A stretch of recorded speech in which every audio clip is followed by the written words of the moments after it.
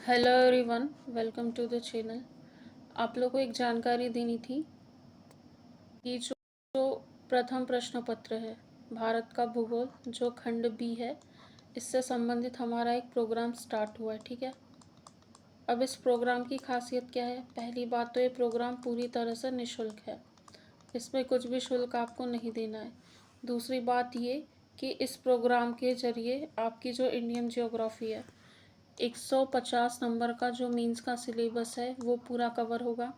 इसके साथ ही प्रीलिम्स की 2 यूनिट, कौन सी, एक यूनिट नंबर जो 3 है भारत का भूगोल और यूनिट नंबर 4 मध्य प्रदेश का भूगोल, ये दोनों कवर होंगी। साथ ही यूनिट नंबर 7 का कुछ पर्यावरण प्रदूषण वाला जो सेक्शन है वो भी यहाँ से कवर हो जाएगा।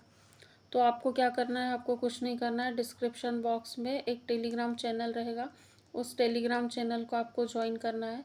उस टेलीग्राम चैनल में आपको डेली टारगेट्स मिल रहे हैं। ठीक है, 1 मिनट में एक्सप्लेन कर देती हूँ।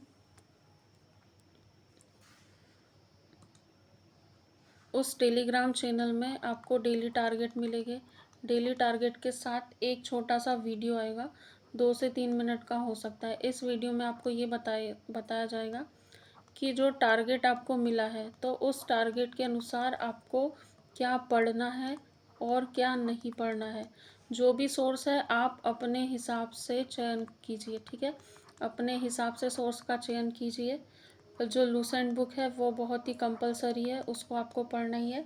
बाकी यदि आपके पास पहले से नोट्स है तो आप उन नोट्स का रिवीजन करते चलिए।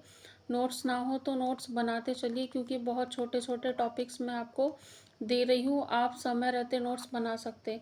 इस मेंस के 150 नंबर को कवर करने के बाद हमारे प्रीलिम्स की 2 यूनिट सीधे सीधे और एक यूनिट नंबर 7 का बहुत सारा सेगमेंट कवर हो रहा है। मतलब 25 से 30 प्रश्न जो प्रीलिम्स के हमारे यहाँ से कवर हो जाएंगे और जो 150 नंबर है मीन्स के ये हमारे कवर हो जाएंगे। ये टारगेट्स आपको डेली मिलेंगे, इसमें संडे ऑफ रहेगा। बाकी जो वर्किंग डे है 6, सारे दिनों में आपको टारगेट्स दिए जाएंगे। अभी आज का हमारा टॉपिक क्या है वो समझ लीजिए। तो देखिए, भारत का जो भौतिक स्वरूप और जलवायु है, पहली नंबर की यूनिट है, यहाँ से हमको स्टार्ट करना है भारत का भौतिक स्वरूप और जलवायु। इसमें जो प्राचीन भारत में भौगोलिक ज्ञान है इसको हम अभी स्किप कर रहे हैं। उसका कारण क्या है? क्योंकि कुछ बच्चों का कहना है कि उन्होंने नई किताबें अभी नहीं खरीदी है और पहले से उनके पास नोट्स सफिशिएंट है, तो एक टॉपिक के लिए वो नई किताब खरीदे, ये भी सही नहीं है। तो इसको अरेंज करके मैं ग्रुप में शेयर कर दूँगी, लेकिन मुझे थोड़ा समय दीजिएगा, क्योंकि मुझे खुद को किताबें सर्च करने टटोलने में समय लगेगा कि किस किताब में ठीक कंटेंट दिया है। हमको यहाँ से स्टार्ट करना है। कहाँ से? हम लोग स्टार्ट करेंगे भारत के प्रमुख भू आकृतिक भौतिक विभाग, हिमालय पर्वत, उत्तर भारत का विशाल मैदान और प्रायद्वीपीय पठार। यहाँ से हम स्टार्ट करेंगे। ये टारगेट हमारा ग्रुप में हो भी गया है, परंतु बच्चों की रिक्वेस्ट थी कि मैम ऐसे में समझ में नहीं आ रहा है, कैसे करें, कहाँ से करें, कितना पढ़ना है, क्या छोड़ना है।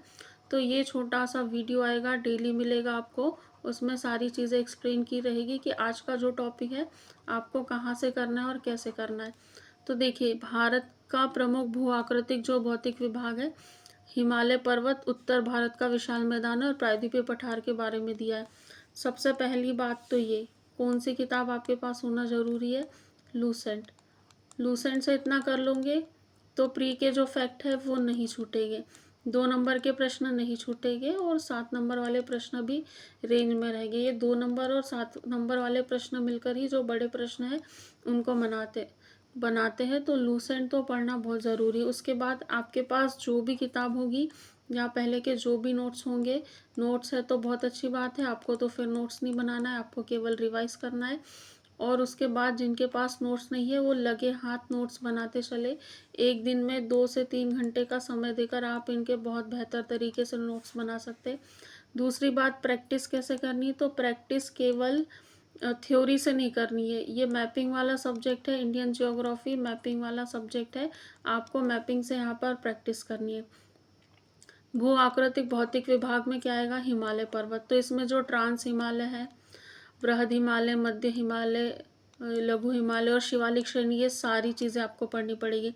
उत्तर भारत के विशाल मैदान में उसकी जो भी भौगोलिक आकृतियाँ है, विशेषताएँ है, मैदान का निर्माण क्यों हुआ है, किन नदियों की सहायता है, गंगा डेल्टा, गंगा और जो यमुना का मैदान है उस वो भी इसमें शामिल रहेगा। फिर प्रायद्वीपीय पठार में पूरी चीज़ें पढ़नी, पूर्वी घाट, पश्चिमी घाट, इनका मिलन स्थल, ठीक है। और यहाँ की कौन सी पर्वत है, पहाड़ियाँ, यहाँ कौन से वृक्ष पाए जाते हैं। जैसे ही प्रायद्वीपीय पठार आप देखोगे तो उसमें सारी चीज़ें देखने को मिलेगी। दक्कन का पठार आपको देखने को मिलेगा, वहाँ की विशेषताएं क्या है, कौन से खनिज पाए जाते हैं, किस तरह से उसका निर्माण हुआ है। मध्य प्रदेश में भारत में कितने % पठार है, तो ये सारी चीज़ें आपको देखनी रहेगी। लूसेंट मैंडेटरी है।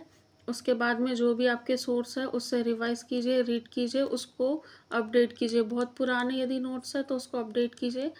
आज का ये ब्रीफ छोटा सा वीडियो था। इसके बाद जो अगला टॉपिक आएगा जैसे पहाड़ियाँ, पठार, नदियाँ, झीलें, तो मैं कोशिश करूँगी कि आपको इसी में अपडेट दे दूँ। क्या अपडेट दे दूँ कि एक ब्रीफ कर दूँ पहाड़ियाँ 2 से 3 मिनट में, पठार के बारे में बता दूँ, नदियों के बारे में बता दूँ, झीलों के बारे में बता दूँ।